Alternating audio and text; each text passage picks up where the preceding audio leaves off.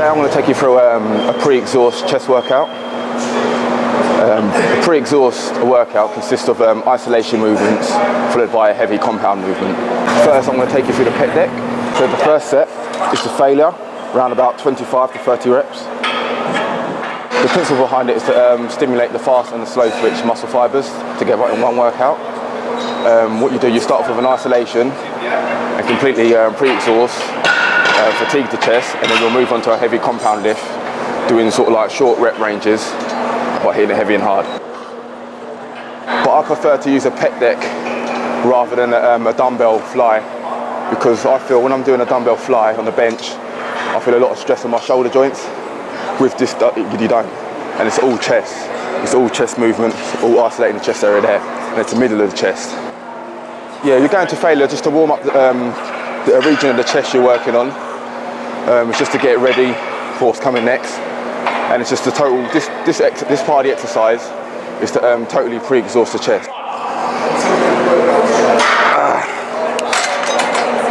See, the way I've just started on was just about right to me. I reached the 30 reps there. Could have done a little bit more, so next time I'll go slightly heavier. Now I'm going to go into like same exercise, pec deck, but now I'm going to do a triple drop set. So I'm going to do 3 sets back to back, but on each set I'm going to be aiming to hit around 10 to 8 reps.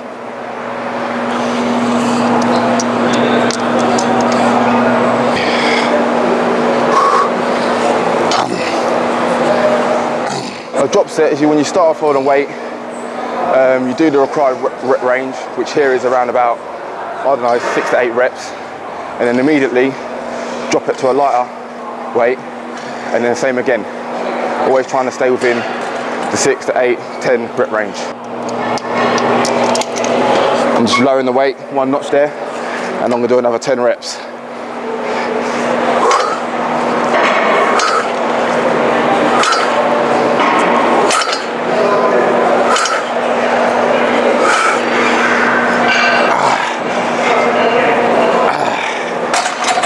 Last set. The drop set is once again to make sure you're totally isolating the chest and totally fatiguing it, like taking it to its limits. And I feel the best way to do that is either doing a number of sets with high volume or just doing 2 triple drop sets.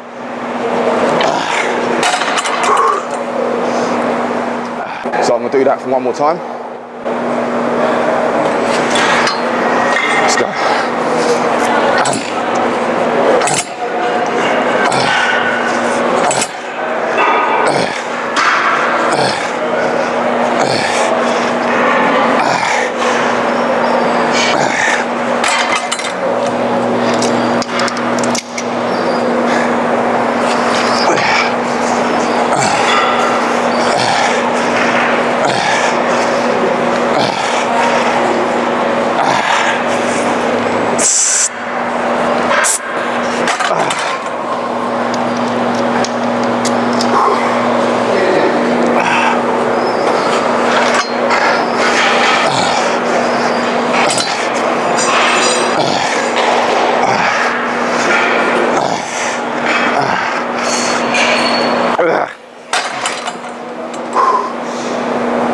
Right, now my chest, or the middle part of my chest, is fully pre-exhaust, fully fatigued. Now we're going to go over to like a heavy compound movement. We're at the flat bench now, about to do a compound movement, flat bench.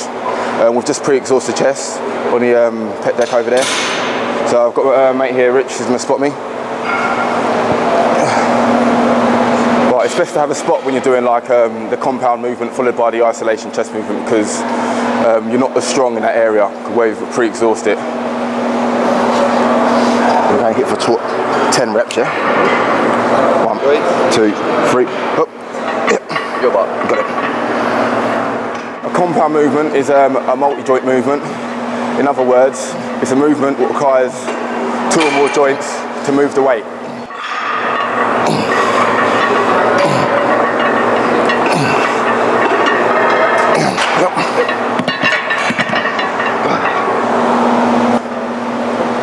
Now we're going to up the weight, not too much, about 5 kilos a side.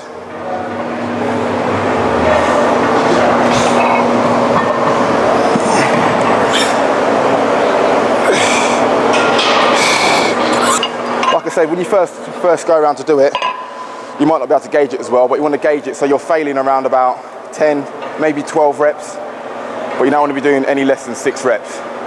So we'll say sort of like between 6 and 12 reps. And what you've got to remember is, while you've to pre-exhaust your chest, you're not going to be able to push as much as you would normally push, but you should be aiming for that.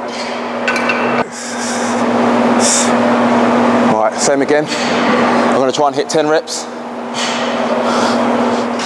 The reason why you do a compound movement followed by an isolation movement in a pre-exhaust workout is that once the chest is totally pre-exhaust, the secondary muscles come into play to help you move the weight on the compound movement, i.e. the secondary muscle group here is the triceps and a little bit of the shoulders. So these muscles come into play to help you lift the heavy weight, which stimulates more muscle fibers, allowing for more growth.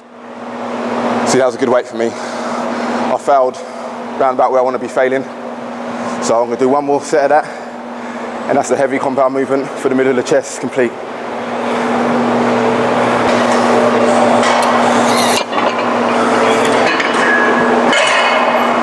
Last set, I'm going to aim for about 10 again. I might not get it, but we'll see.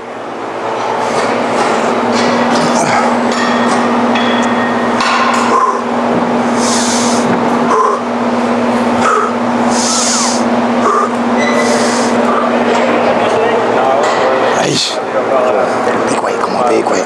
Come on, big chest. 3, 2, 1, come on. Yes. Come on. Big step. Come on.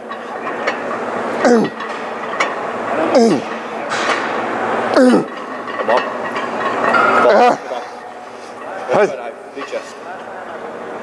Up. One more. Yeah, one more. Squeeze it. Perfect weight. So I like it.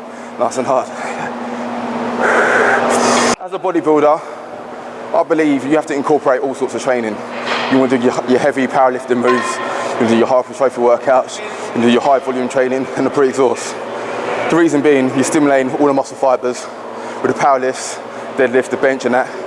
You're building the thickness, and the isolation movements, you're sculpting the area of the chest and getting them, especially for competition prep, really digging deep into the muscle tissue and etching out them striations. At the minute, I'm trying to sort of like, not put too much weight on, but to gain lean muscle tissue up until I start dieting, which will be in a couple of months' time.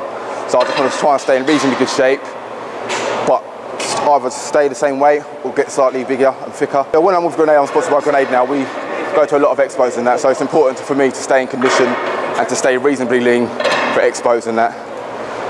So building lean muscle tissue for me is the best way I can do both things. I can compete, gain size. Also, I can go to expos any time of the year and be in reasonable shape.